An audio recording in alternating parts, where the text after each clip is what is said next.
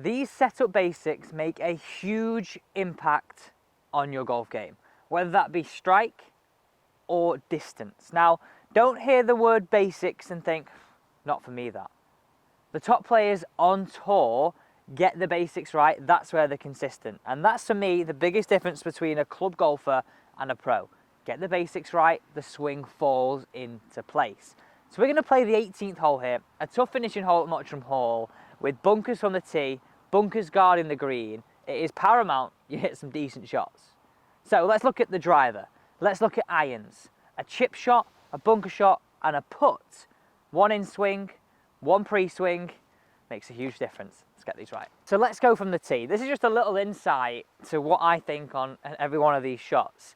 So first things first, I make sure that my ball position is absolutely spot on. And the routine for this is feet together, turn your left toe out, just move your right foot away.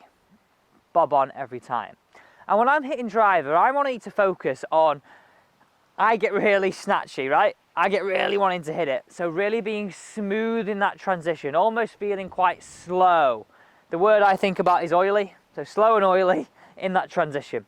It might sound strange, but think about it. Okay, so from the tee, can we find that fairway? Fairway, finder, go on wind, nudge it back in. Okay, we just found that fairway. Let's jump down there and have a look at irons now.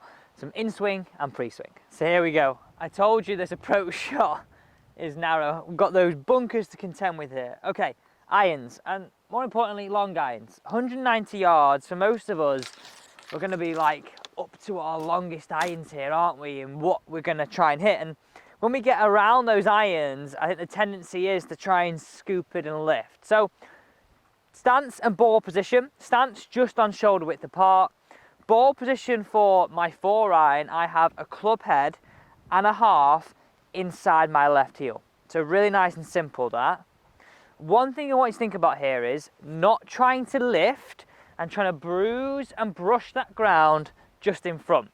Let the strike down and the pure strike to get the spin from the grooves give you the height. That's what I want you to think about. So here we go. Can we hit the green?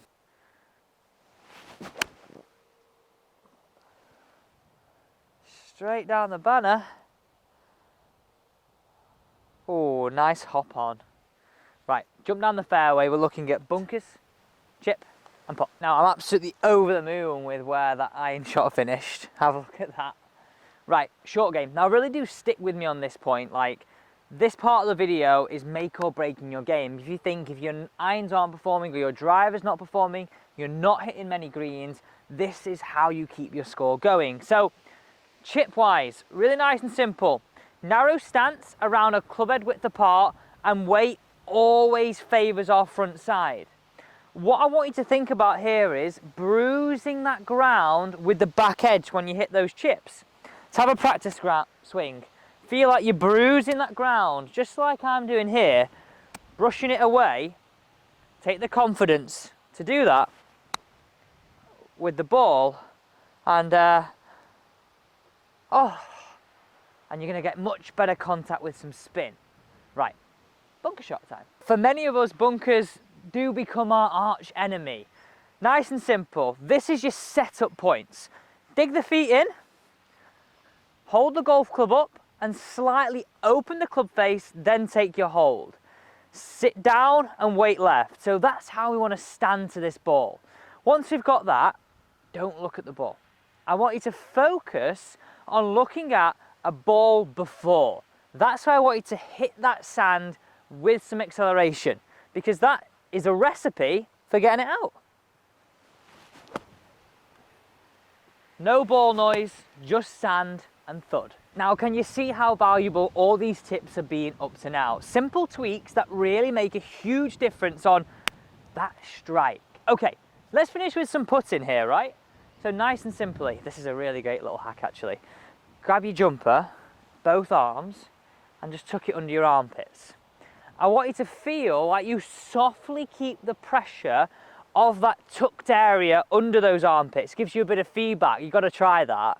And this is a great way of feeling that you get your setup and your control of your stroke all moved in one piece.